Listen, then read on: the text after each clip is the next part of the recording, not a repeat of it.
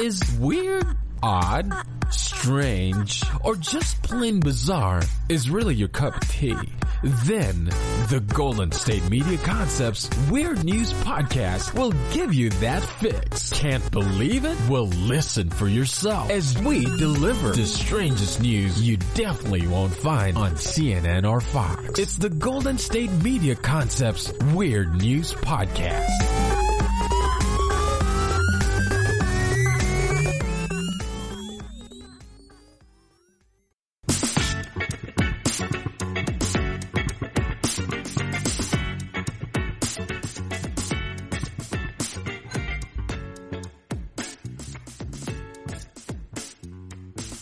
Welcome to the GSMC Weird News Podcast, brought to you by the GSMC Podcast Network. I am your host, Confounded Caleb, and it's fine if you don't know what confounded means. I didn't either until about 10 minutes ago, where I looked up for words that start with C that are used to express anger or annoyance. So that's what confounded is. It's just expressing anger or annoyance.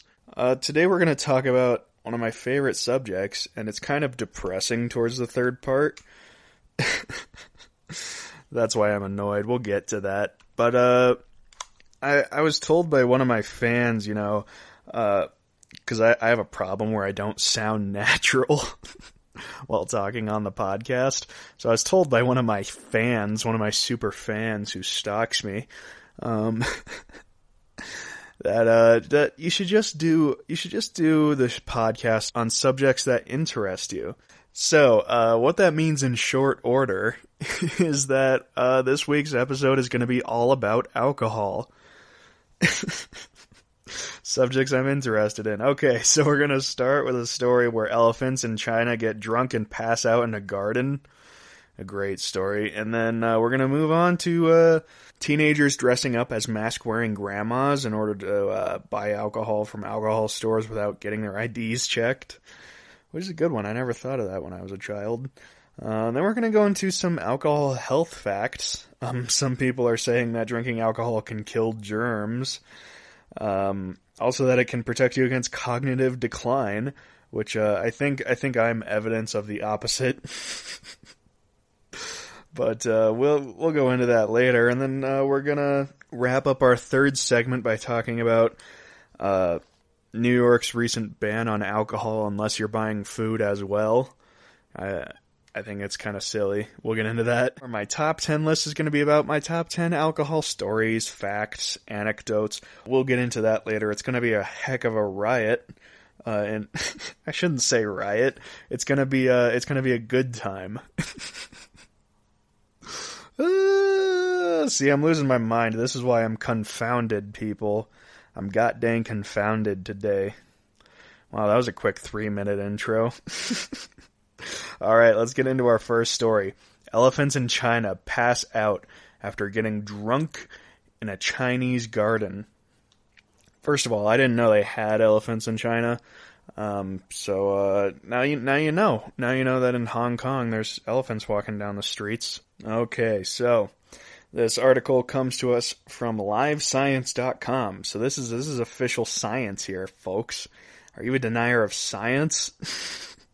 Well, you better believe this. A group of Asian elephants partying in a field of Yunnan province in China. I actually pronounced that correctly, I believe. Let me reward myself with some alcohol. That's coffee, actually. It's 3 a.m. Anyways,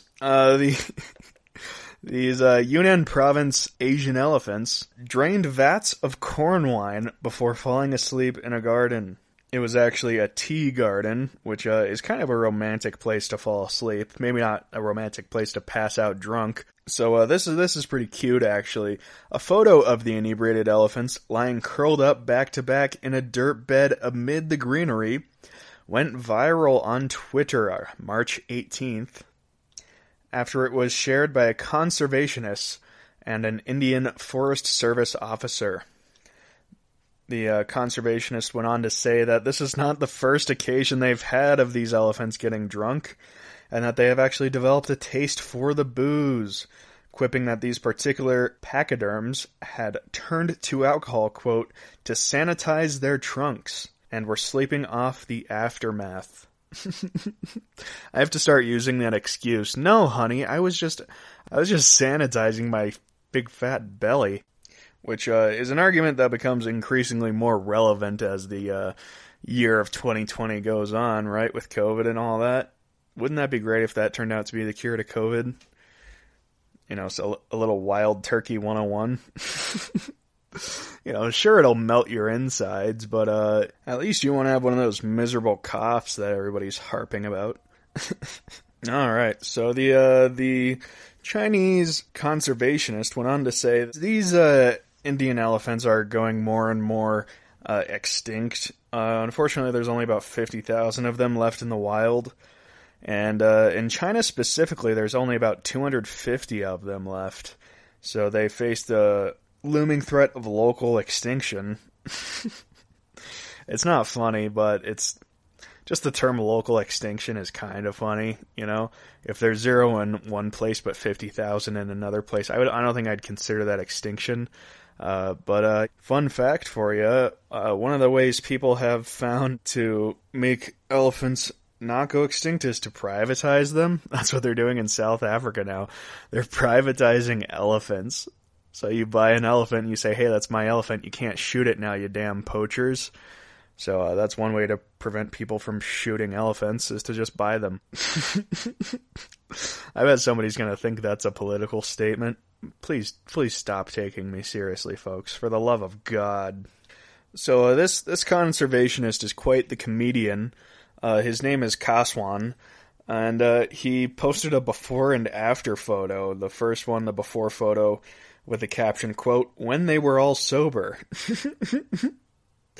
And then he went on to post the second photo, saying that locals are unaware that animals are interested in human-made alcohol.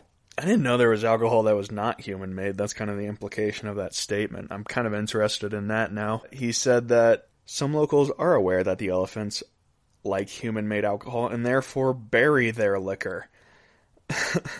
But even when they bury their liquor, quote, somehow elephants find it. So I guess they've developed a scent for it now. He went on to say that elephants will even mark the locations where they have previously found alcohol and come back later to see if there is any more. Now, this conservationist, it appears as though he's spent a lot of time studying the effects of alcohol on elephants. He says their favorite drink is fermented marula, which is basically a ripened pear that you can find in China.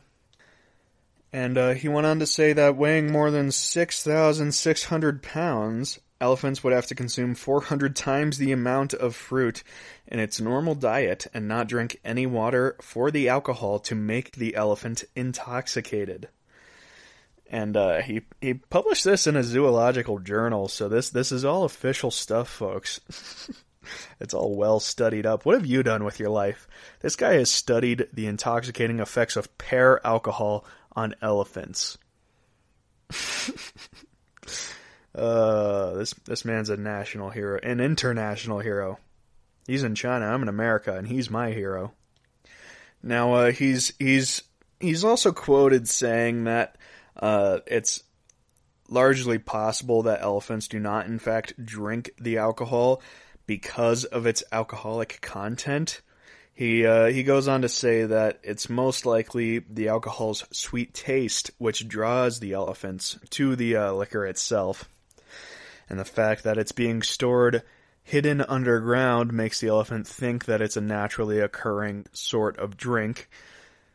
So the local attempt to hide the alcohol from the invading elephants is actually hurting their cause by making the elephants think that it's a naturally occurring substance.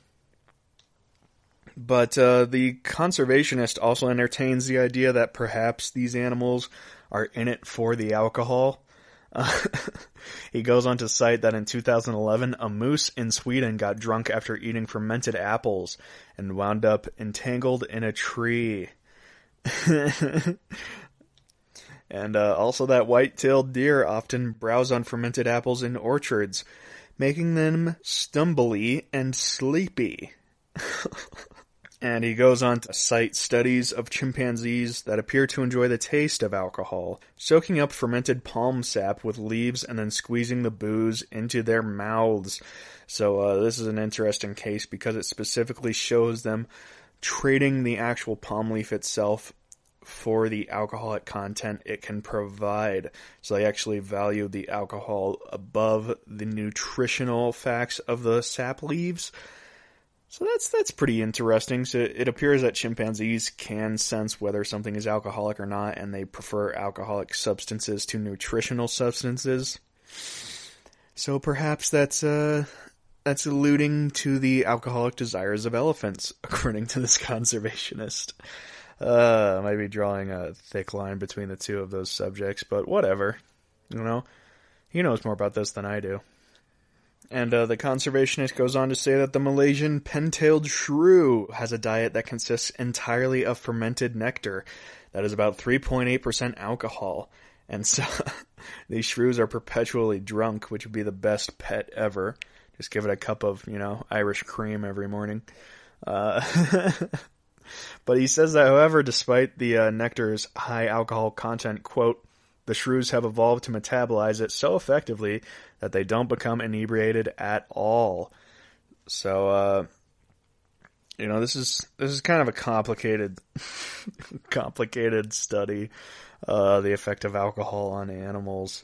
So yeah, you can go online and there's actually a lot of pictures of these elephants being drunk and falling asleep in gardens. It's very cute.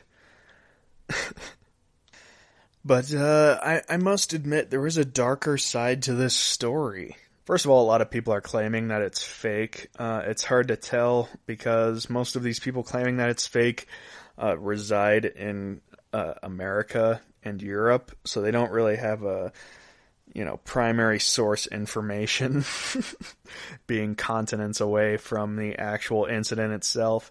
But it said that the 14 elephants did not simply get drunk and fall asleep in a garden, as cute as that might sound and as cute as the pictures may make it look. But apparently these 14 elephants also ran rampant through the towns of China. The towns of China. The town's name is Hoa. I don't know how that's pronounced. How, perhaps?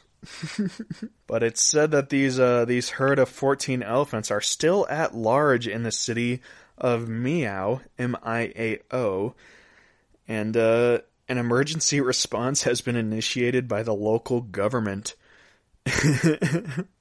So, while in America we're having state of emergencies over COVID, these people are having state of emergencies over 14 elephants that are possibly drunk. Nobody really knows. But there is actually some sad news here. The elephants apparently destroyed homes and property of people living in the villages. So the moral to this story, I suppose, is save the alcohol for yourself. Don't give it to elephants. I wish I had advice beyond that, but that's as far as my mental capacity will allow me to take you through this story. Okay, stay tuned for after the break. We're about to go to a break, by the way. Stay tuned after it. And we'll talk about some teenagers that are dressing up like grandmas wearing masks in order to get away with buying alcohol while underage. That is so not Christian. Okay, we'll get to that after the break. Check out the show built around the women of MMA. From the UFC to the extreme cage fighting, we got the fights covered. Listen. It's the Golden State Media Concepts Women's MMA Podcast. The latest news of upcoming fights, discussions of previous matches. Join us as we talk to and about the biggest names in women's mixed martial arts. Past, present, and future. When it's the women's fight game, you know where to listen to. The Golden State Media Concepts Women's MMA Podcast.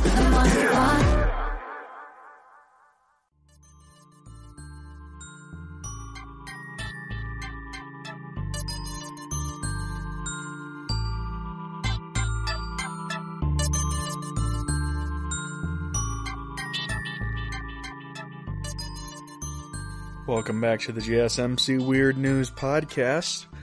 And we just talked a little bit about some drunken elephants. I'm kind of sad that story is over, but we have a good one to move into. And let's get into it. It's about teenagers dressing up as old grandmas wearing COVID masks in order to get some alcohol while underage. So that's good news. This has quickly become a viral sensation. There's a lot of children out there doing this, quote, prank, and posting their results on Facebook and Twitter and other social media websites in order to show off their their criminal prowess, which, you know, you have to be good at something in life, and these kids are good at buying illegal substances. Apparently this started on the app TikTok, as all good things start out. And it would start out with videos of users beckoned as booze hound nanas, seemingly victorious bottles in hand, racking up millions of views per video. The description of the TikTok video said, quote, PSA, use your fakes as much as possible because if you're wearing a mask, they can't see your whole face, LOL. The whole idea behind this is that the older you are, the less likely somebody is to check for your ID. So if you dress up as a grandma and you're wearing a face mask to help disguise yourself as an elderly person, then the person at the counter is less likely to check for your ID. Now, I was wondering why. I always go to the same liquor store, and They never check for my ID. They did when I was younger, but now that I'm 21, they don't check for my ID. I just look old for my age. Anyways, they never checked for my ID until about last week, and now all of a sudden they check every single time. And so this has had a global impact on liquor stores in general. Now they're always going to check for your ID because so many people, so many children have gotten away with this. And the more get away with this, the more liquor stores get in trouble with the law. So this is going to have a tremendous impact. It's not going to take you an extra 5 seconds every time you check out an alcoholic beverage. And it's not just underage people taking advantage of this. There's also a comedian named Jason Lawhead, who I've never heard of. But that's not relevant. I'm sure he's a great comedian, even though I haven't heard of him. He posted on Twitter, quote, now that we have to wear masks, this is the best time to buy alcohol with fake IDs since the early 80s. So that's funny. That's a good joke.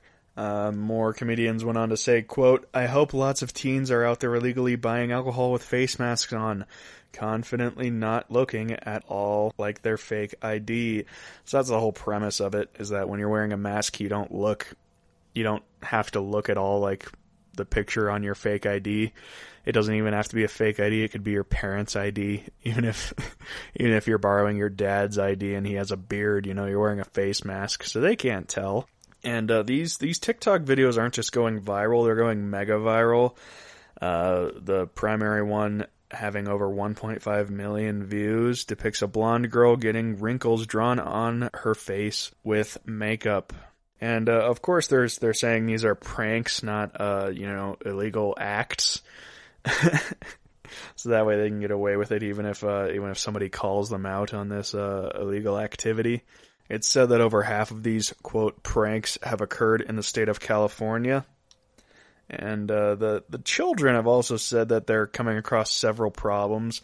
They're getting caught whenever they speak. So now they're pretending that they're not able to speak. Or when they do speak, they have to pretend that they're all croaky and, old lady-like. That's what they said. That's their words, not me. And several of these children have said that the store owners would ask to help the old ladies out to get their alcohol to their vehicle without, dropping them because they're old. This is so not okay. But I guess kids will be kids. But it is funny to see pictures of teenagers dressed as old ladies buying, Wild Turkey 101. Grandma's bottle of choice. 101 proof alcohol. For an old lady. That That doesn't seem like it's consistently viable. I think people are going to start to figure this out more and more. Some of these videos have gone on Twitter to make over 2 million views each. So, of course, the teenagers are happy that they're getting millions of views, but now what that means is that the liquor stores are they're gonna start catching the drift of these illegal pranks. So now they're checking IDs for everyone, even the oldest grandmas out there. But I think it's important to bring up the fact that most of these people pulling off these pranks are over the age of 18. Which in most countries means that they are legally allowed to buy alcohol. The United States is one of the few places where you have to be 21 in order to buy alcohol. So I think it's kind of funny, just the fact that these 18-year-olds who would be able to buy alcohol almost anywhere else in the world have to dress up as 90-year-olds in order to get away with it. But that is by far not the most innovative way children have gotten away with getting drunk. So now we're gonna go into those most absurd ways. The first of which is drunken gummies. So this one went viral pretty quickly when it first came out a few years ago. Essentially what people would do is they would lace gummy bears and equivalent candies with vodka. So the main reason this became popular in schools and whatnot is because it's fairly regular for kids to eat gummy products in front of their teachers and during lunch breaks and snack breaks. So children could get away with getting drunk in front of their teachers, which I'm sure made for some entertaining stories, none of which are legal to tell, though, because they're all minors. So the way this worked is that they would pre-soak these gummies in alcohol. Typically it was vodka, and it's very difficult for enforcement and teachers themselves to notice that the kids are, drinking boozy bears. Because they look just like normal snacks for kids, and they don't contain a whole lot of alcohol, so although it might get a child tipsy, it's not going to get them wasted. So it's not entirely dangerous, but it's obviously not healthy for children at all. But one of the most dangerous parts is that it's hard for adults to recognize the signs of these boozy bears. Alright, the next substance being abused by children as alcohol is hand sanitizer. So you may have noticed over the past couple years a lot of hand sanitizer companies boasting that their sanitizer does not contain any alcohol. Now, the reason for that is because in schools it has become popular for kids to sneak some hand sanitizer out of the class and chug it. Hand sanitizer is usually 95% alcohol. So it actually has very intense consequences for kids who overdo it, and obviously kids don't know how much to drink because they're kids. So it's actually resulted in a lot of problematic externalities such as stomach pain, nausea, vomiting, drowsiness, and in some cases coma and seizures. So that's become a major problem in schools. I'm kind of surprised that they haven't banned alcoholic sanitizer in schools. I know that once COVID started, there was no hand sanitizer anywhere. So what a lot of people would do is they would use alcohol. I did. I didn't have hand sanitizer, but I had Tito's vodka, so I just put that in a spray bottle and use it as hand sanitizer. So the reverse operation is also possible, but obviously hand sanitizer is not made to be ingested. Thankfully, people are finally cracking down on this. They're more aware that kids are using this as a substitute for alcohol, which is really the only way we can prevent it. So, if you're gonna buy hand sanitizer for your school, make sure it's non-alcoholic. Alright, now this next one is called Smoking Alcohol. Which is a funny title, but it's so not a funny story. And it's not really smoking alcohol, it's more like vaping alcohol. Essentially what you do is you pour alcohol over dry ice, and it creates an evaporation of said alcohol, because it creates a pressure imbalance, and then you just inhale it, and it's incredibly potent in terms of the alcoholic content because instead of the regular consumption of alcohol, which is drinking it, it goes into your stomach and then you metabolize it. It goes straight into your lungs and up into your brain, which is so not safe at all. So, one of the major setbacks of this method is that, as many people, including myself, know, when you drink too much, you throw up. That's your body expelling the alcohol. And you can't throw up stuff that's in your lungs. So if you take too much in your lungs, you're in a lot of trouble. Doctors warn, quote, "Your lungs are not meant to inhale something that can turn back into a liquid. When you think of liquid in your lungs, you think of drowning." So that's also a major setback in this whole inhaling alcohol situation. Thankfully, it's not incredibly used by children because it requires both alcohol and dry ice. So if you already have the alcohol, you would just drink the alcohol. And why would you buy dry ice? It's expensive and dangerous and requires gloves to handle. So it's really asking a lot more than it's worth. So usually kids that already have the alcohol would just drink it rather than trying to smoke it, which is good. That's kind of the moral of the story today is don't smoke alcohol.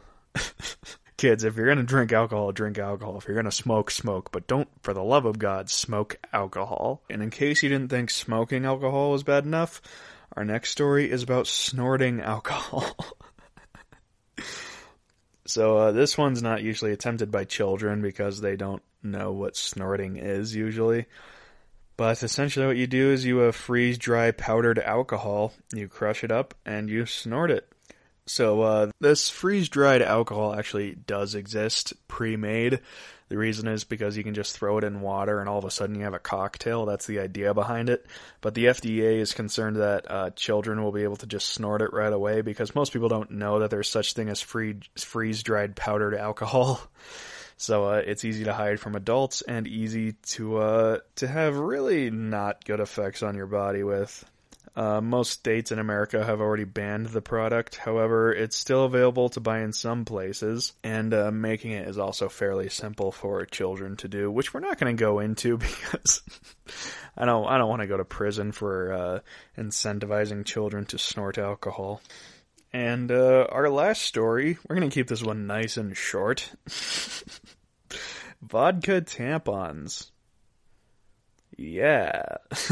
So they're tampons soaked in vodka, and they're used as regular tampons, which I don't want to go into. All you need to know about this one is it's incredibly damaging to soft tissue, and it's incredibly averse to the risk of overdosing and alcohol poisoning itself, given that body is unable to vomit from that area. So don't use vodka tampons, folks. Just wait an extra couple years until you're of legal age, and then you can become an alcoholic. All right, that's it for this segment. Stay tuned for after the break when we're going to talk about some health facts. Some health facts regarding alcohol.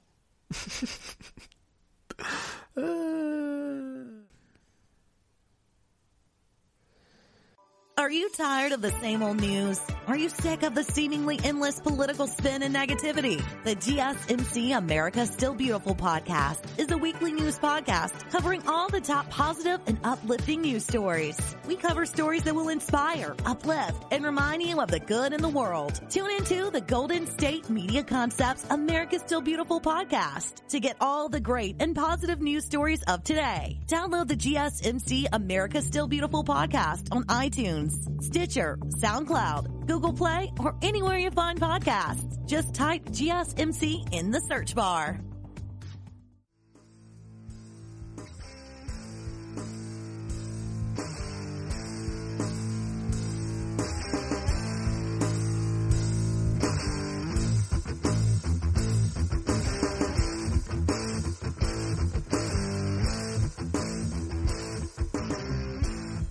Welcome back to the GSMC Weird News Podcast.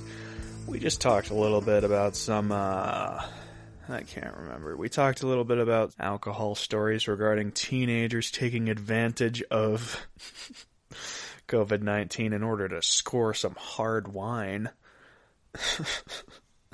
Now we're going to get into some health facts related to alcohol. These are some pretty recent stories coming out. And the first one I find extraordinarily relevant to myself, and that's that, quote, low to moderate alcohol consumption may protect against cognitive decline. Now, this story didn't start a few weeks ago, even though that's when the results came in. This started almost a decade ago with a study of 19,887 participants from the Health and Retirement Study Program. And what they found is that when compared to never drinking, low to moderate drinking was associated with significantly better trajectories of higher cognition scores for mental status, word recall, and vocabulary, and with lower rates of decline in each of these cognition domains. Now, they don't say that this is a conclusive study. What they're telling us is that this study kind of opens a gateway to further studies to be made in order to determine what exactly is helping these people who drink low to moderate amounts of alcohol to have better cognitive scores among middle-aged and older adults. Now, a quick side note, I dove a bit deeper into this study, and one thing they pointed out is that this basically is only true for white people. So, us white people require alcohol in order to retain our cognitive balance. So that's good to know. I wonder if I'll be putting that on my resume in 20 or 30 years.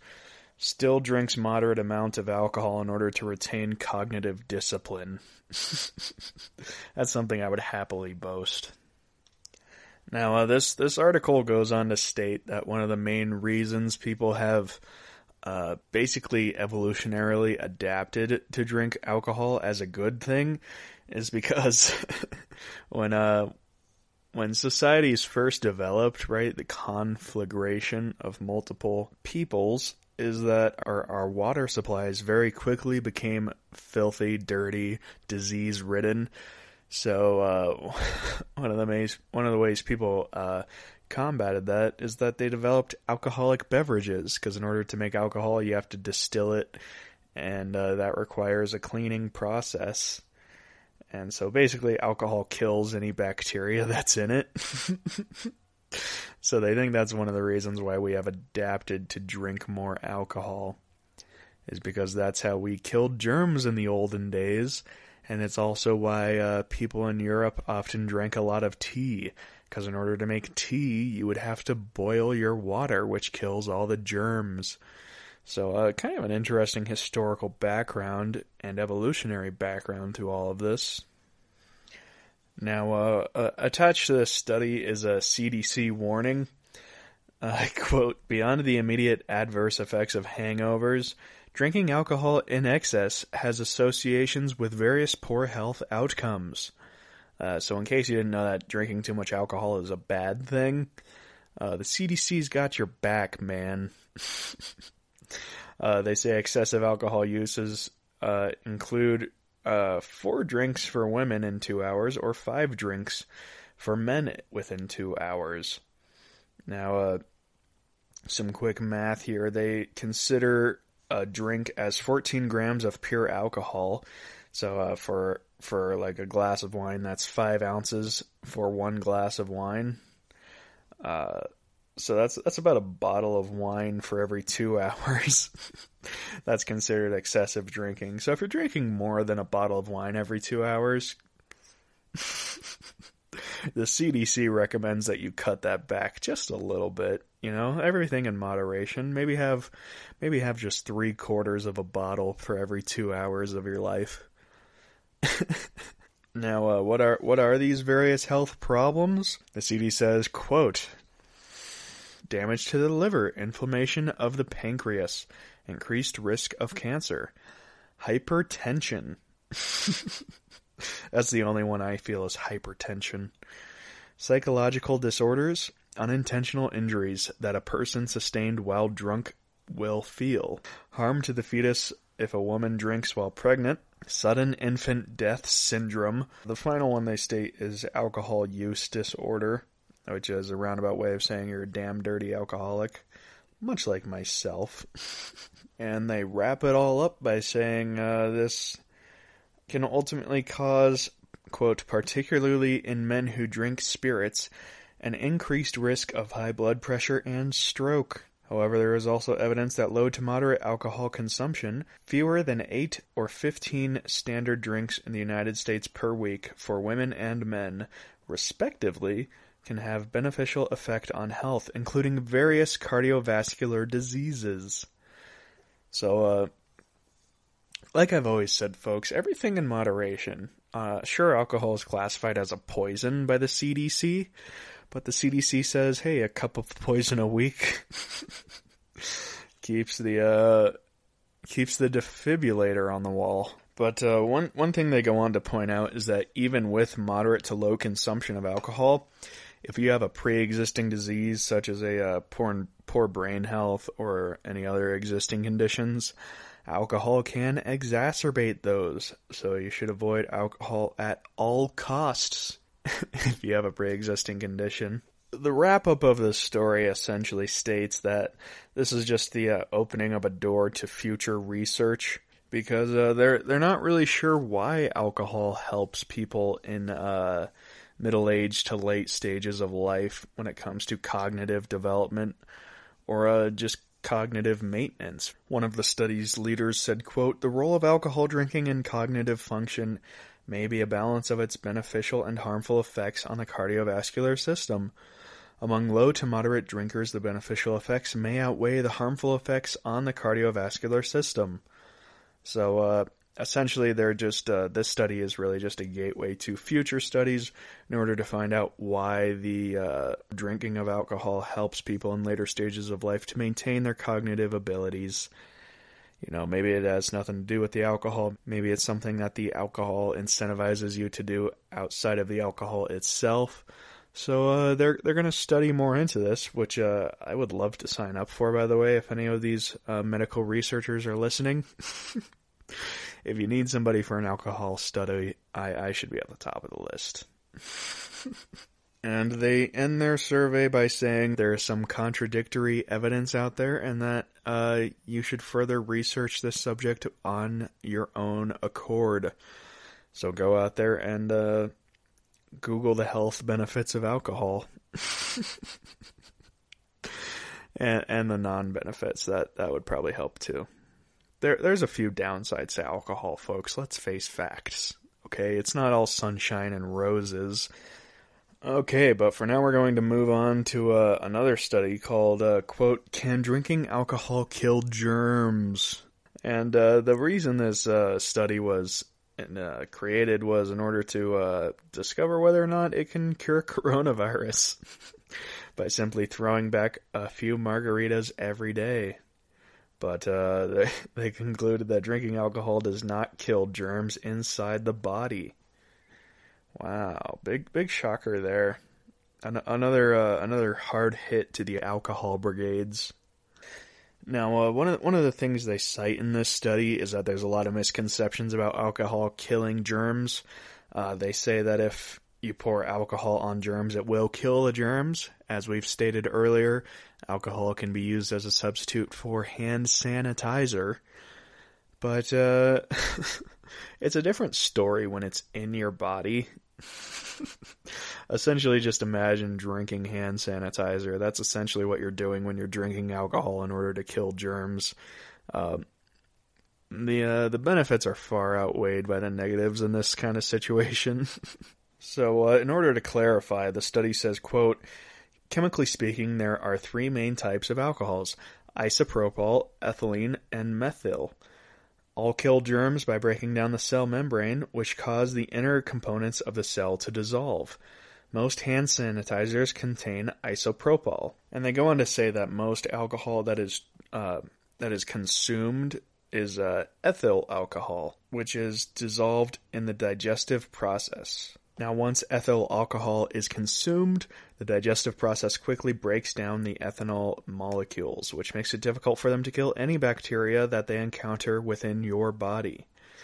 But they say, quote, that's actually a good thing because your body contains billions of good bacteria that you can't live without.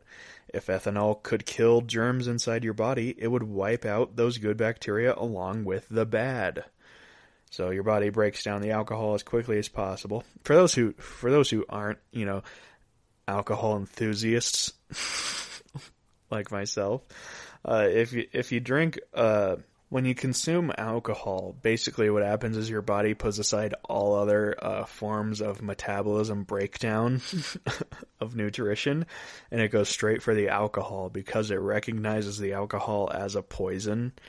So once you start drinking alcohol, your body immediately attacks the alcohol to break it down as quickly as possible so it has a small effect.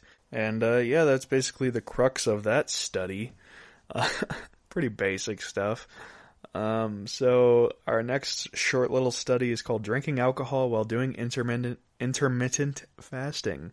Yes or no? So for those who don't know what intermittent fasting is, it's basically the idea that if you only eat 1 or 2 meals a day, like you only eat within an 8-hour period, your body will somehow boost your metabolism, and that'll incentivize muscle growth and weight loss. I tried this out for a week, forgetting to take into account that fasting makes you really hungry. I forgot that's one of the side effects of starving yourself, is that you get real hungry. So then I ate a bunch. And since we're short on time, I'm going to be pretty quick with this one. Essentially, what the study found is kind of boring. They found that if you drink while you're intermittent fasting, you can drink, but you should only drink a little bit, because essentially your metabolism, when you haven't eaten anything, your metabolism runs slower. So when you drink a bunch of alcohol, your metabolism isn't running quickly, so it can't break down the alcohol. So it takes only about 2 or 3 glasses of wine for you to become absolutely hammered. I'm not saying this from personal... Okay, maybe I am saying a little bit from personal experience. When you haven't eaten in 4 days and then you try a bit of alcohol, it doesn't go well.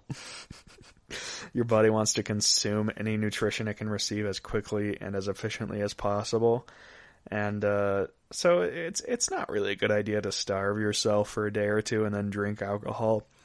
But there's not a problem with doing regular intermittent fasting where you only eat once a day and having a glass of wine with your meal. That's perfectly healthy according to womenshealthmag.com. Which is where I go for all my health facts, by the way. So if you're looking for a source on that, if you want to be as healthy as me, confounded Caleb, go to womenshealthmag.com. Alright, stay tuned. We're going to take a break real quick. Stay tuned, and when we come back, we'll do my top 10 alcohol facts, stories, anything associated with alcohol. It's really just an excuse to tell you some fun stories and facts. We'll get to that. Stay tuned after the break.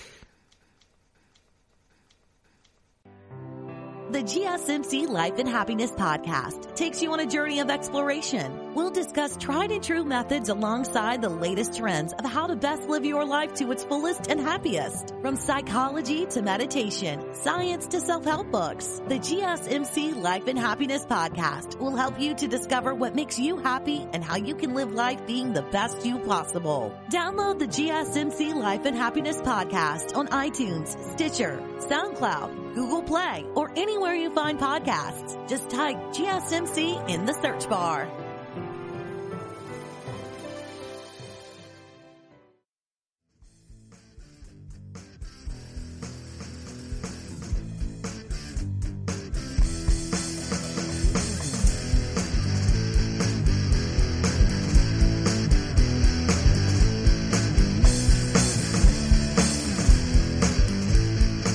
Welcome back to the GSMC Weird News Podcast. We're going to go into my top 10 facts and stories about alcohol. I've been waiting to do this one since day one, folks. I'm so excited. I am so excited. Let's jump right into number 10. Alcohol is a depressant, which means that it slows down your brain activity.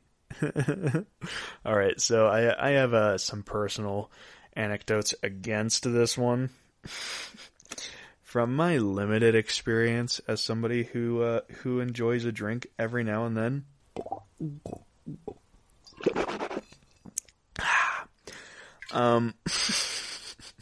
So basically for me, what happens is I have one glass of wine and I become a little bit smarter, right? I'm a little less worried about social interactions, so I become a little more social, but after the second glass, nothing really happens. It kind of evens out. That's the top of the parabola for you. And then my third glass, things start to go south. I say things I shouldn't say ever, things that I know I shouldn't say, things that aren't true, frankly. And that's for me is when alcohol starts to have a negative effect, or as this statement would say, it slows down the activity of my brain. So my brain activity starts to slow around the third drink. That's when I finally start becoming dumber as a result of alcohol. And I think that's one of the important ways to approach recreational drinking, is to kind of find your place. It's just know, okay, after one drink, I'm actually operating a little stronger than normal. After 2 drinks, not a lot of change. After 3 drinks, I'm absolutely hammered. I'm wasted. The evening's over. I'm going to be depressed tomorrow because I'm hungover. It's important to know your limits. Those are my limits. So, when you're drinking, find out where you sit on that parabola. Maybe you're already on the downside of that parabola, so only 1 drink and you're absolutely done for the night and for tomorrow. And maybe you're far on the low side of the left side of the parabola, and you can have 10 drinks without even feeling dizzy. Probably not, though. All right, number 9. We're gonna start off early with a depressing fact. Because I find those the most amusing. Alcohol is among the most commonly misused addictive substances. Of course, alcohol is addictive. It releases a tremendous amount of dopamine when it's taken, when it's drank, when it's drunken, when it's absorbed into your body. And about 12.7% of American adults meet the criteria for alcohol abuse disorder. That's 1 in every 8 adults in America. So this disorder occurs when you drink so much that your body eventually becomes dependent on alcohol itself in order to run its natural performance. When it happens, alcohol becomes the most important thing in your life. So that's 12% of Americans where alcohol is the most important thing to them. So that's not me. It's like second or third. So I don't have to worry about that. I'm good.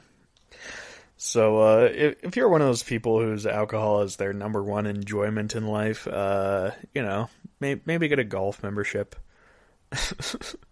No, but seriously, find someone to talk to, and maybe you can, find something else to sort of replace, get a dopamine detox, something to replace that your need for alcohol.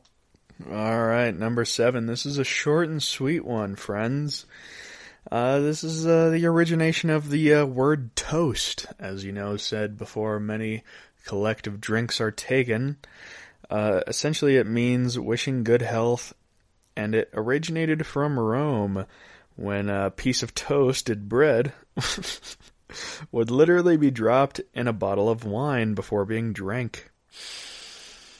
I probably could have found a more interesting story for number 7, but we're gonna go with that, because it's 2 a.m. right now. So number 6 comes from our good friends over in France, where this is another short one. There are several vineyards in France where the soil of the vineyard is considered so precious that it has become mandatory for workers to scrape the soil off their shoes before leaving. So if you ever thought it was absurd for someone to pay, $60 for a bottle of wine, know that in France they take these things much more seriously, where they value their dirt so much that they'll take every last ounce of it that you can scrape off the bottom of their workers' shoes. Alright, number 5. Number 5 is a little historical fact for you guys. Adolf Hitler... It wouldn't be an episode of Weird News without Adolf Hitler being mentioned, would it? Alright, so Adolf Hitler was one of the world's best-known abstainers from alcohol. It was known throughout his ranks that he deplored alcohol, and he said that any true member of the Third Reich should not drink alcohol as a replacement for happiness. That's a paraphrase, obviously. He never spoke with that kind of tongue, but so yeah, that's number 5. Is that Adolf Hitler is one of the world's best-known abstainers from alcohol, and Sir Winston Churchill was one of the world's heaviest drinkers. And yet, I don't know if you guys are history buffs or not, but Winston Churchill won. He beat Hitler. So yeah, that's number 5. Alright, number 4 is a goddamn funny story if I've ever heard one. That's 4 young Amish Michigan men were arrested for driving under the influence in a horse and buggy. So not only were they driving under the influence, they also crashed into a cop car while driving a horse and buggy. Now, apparently they were all under legal drinking age and were allegedly tossing beer cans out of their ride around 4 p.m. on Sunday. They got drunk at 4 p.m. And reportedly they never gave their names or their ages, and since there's not a lot of records kept on the Amish people, they never found out their true identities, but the police locked them up anyways with a $3,500 bail bond, which was quickly paid the next day. So I guess all is well that ends well. Alright, number 3. In many European countries, alcohol is served at school cafeterias. Now, this is in relation to something I mentioned earlier, that in most European countries, it's legal to drink either at the age of 16 or at the age of 18, typically at the age of 18. But many seniors are 18 years old. So many high school seniors end up drinking alcohol during lunch break, which I think is pretty funny. Even if alcohol was legal at 18 in the U.S., I highly doubt they would have alcohol readily available in school. This article goes on to say that in some European countries, even McDonald's serves alcohol. Some parents like to drink alcohol, quote, while kids munch on their fries and chicken nuggets. McDonald's decided they needed all the customers they can get. So they use alcohol to draw people into McDonald's, which is frankly what I would need to eat some McDonald's. Alright, number 2. This is my Florida story of the week, folks. You think I wouldn't have one? Well, guess what? I'm always on top of things. This is so a Florida story. Quote, drunk driver stopped by cops and told them his dog was behind the wheel. Alright, so this man's name was Mr. Garrett. He's 56 years old, and he was pulled off on the I-95 in Florida, and this was for going under the speed limit. That's right, under, not over, under the speed limit. His his blood alcohol level was said to have been triple the legal limit, and he claimed that his dog was behind the wheel of his Nissan once he got pulled over, and that any erratic driving was the pooch's fault. That's a direct quote, by the way.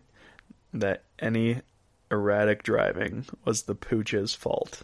When the cops pulled Garrett over, there was, quote, an open bottle of Sailor Jerry spiced rum on the front passenger seat, where he was sitting. So either he hopped into the passenger seat in order to prove that his dog was driving, or he was actually letting his dog drive. I'm going to go ahead and jump to conclusions and say it's the first option, that he jumped in the passenger seat. The police also noted, quote, the obvious and distinct odor coming from the man who had very red and glassy eyes. So the situation was given away fairly quickly. I'm kind of upset that this man failed to prove that his dog was driving while he was drunk. He went on to say that his dog was his designated driver, and that his wife was his girlfriend had actually been arguing with him about the dog, and that as a result the man consumed a bunch of drinks and had his dog drive in his place. So this, you hear a lot of horror stories that cops have to go through throughout their tenure, throughout the life cycle of their jobs. But I think this would be an incredibly entertaining one to witness. And the best part is that there was actually no dog in the car whatsoever. So this man didn't even have a reasonable alibi at all. If you thought claiming your dog was driving was a bad enough analogy, it turns out the dog wasn't there ever. All right, now some honorable mentions for our top 10 list. I'm gonna go ahead and do the famous Simpsons quote. It's a toast that Homer does in The Simpsons, and it's to alcohol, the cause of and solution to all of life's problems. So if you're ever looking for a toast for a party that'll make everybody laugh, that's a pretty good one. And we're going to go ahead and move on to number 1, which is my second Florida story of the week. So a South Florida man was arrested earlier in 2011 on DUI charges after he fell asleep at a Taco Bell drive-thru. So he held up the line, and apparently a bunch of people called the police on him. And when asked for his ID, the man gave them a taco. So he offered the police his taco as identification, which I've tried. From personal experience, it doesn't work. It's better just to eat the taco and then try to run from the police. And once the police refused the taco as identification, the man shrugged and began to eat the taco.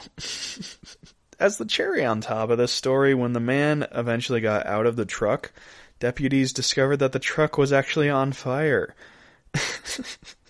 Nobody knows exactly what caused the fire, but it's also noted that they quickly extinguished it. So it wasn't a terrible incident at all. It was just a very bizarre situation, topped off by the fact that the man's car was actually on fire. It's speculated that he had a cigar or a cigarette that was left in the car improperly lighted while the man fell asleep, and that caused the fire. But either way, nobody was hurt, and that's the important thing. And all right, that's it for this week. Thank you for listening to the GSMC Weird News Podcast, brought to you by the GSMC Podcast Network. Please remember to subscribe to the show and write a nice review. That really helps us. Also, if you can please follow us on Facebook, Twitter, and Instagram, that would be excellent. Thank you for sticking with us, and please have a good, nice, sober night.